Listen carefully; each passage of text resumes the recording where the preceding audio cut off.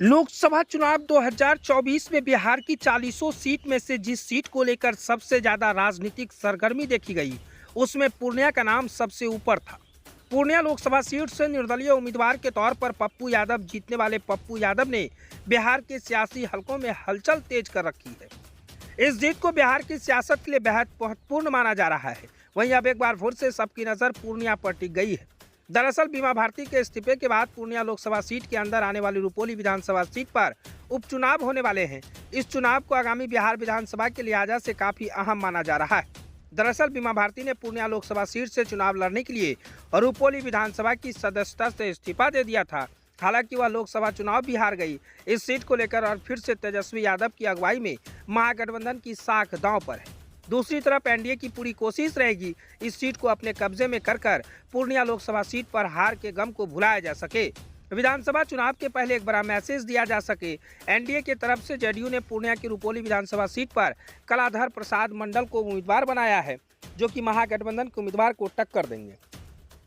वहीं बीमा भारती की जगह चुनाव लड़ेंगे। दरअसल रुपौली विधानसभा से पिछली बार बीमा भारती ने जेडीयू की टिकट से चुनाव लड़ा, लेकिन लोकसभा चुनाव के पहले भी उन्होंने पाला बदलकर आरजेडी का दामन थाम लिया। वहीं अब महागठबंधन की तरफ से अभी उम्मीदवार की नाम घोषणा नहीं किया गया है, लेकिन माना जा रहा है कि महागठबंधन की ओर से यहाँ गंगोता जाति से उम्मीदवार हो सकता है।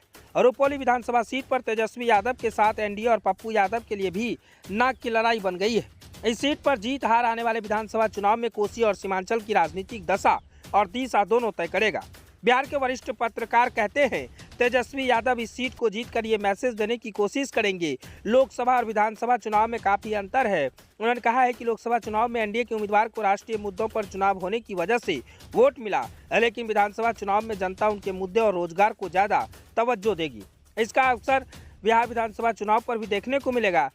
बताते हैं कि तेजस्वी यादव इस सीट को किसी भी हालत में जीतकर पप्पू यादव के बढ़ते वर्चस्व को कम करने की कोशिश करेंगे, लेकिन पप्पू यादव भी इस सीट को अपने मन मुताबिक उम्मीदवार को जिताकर ये साफ मैसेज देने की कोशिश करेंगी। पूर्णिया में वही जीतेगा जिसे पप्पू यादव का आशीर्वाद मिलेगा। तो साफ तौर से कहे, ये एनडीए और महागठबंधन की लड़ाई में कहीं फिर से पूर्णिया के रुपौली सीट पर निर्दलीय तो बाजी नहीं मार जाएगा। यानी निर्दलीय की बात करें तो लोक जनशक्ति पार्टी रामविलास की पार्टी से इस्तीफा देकर शंकर सिंह चुनावी मैदान में है।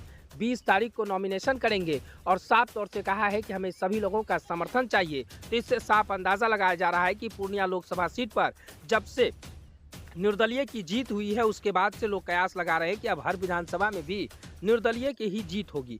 साफ तौर से ऐसे कयास लगाए जा रहे हैं कि शंकर सिंह इस बार फिर से चुनावी मैदान में उतरे हैं और लोक जनशक्ति पार्टी रामविलास को छोड़कर इस बार फिर से 20 तारीख को नॉमिनेशन करेंगे और रुपौली सीट पर कब्जा हासिल करेंगे। इससे पप्पू यादव का भी आशीर्वाद यूं कहें तो लगा हुआ है, क्योंकि पप्पू यादव कहते हैं कि हमारा आशीर्वाद जहां भी मिलेगा हम वहां पर समर्थन देंगे और वहां से सीट हमारी जीत होगी।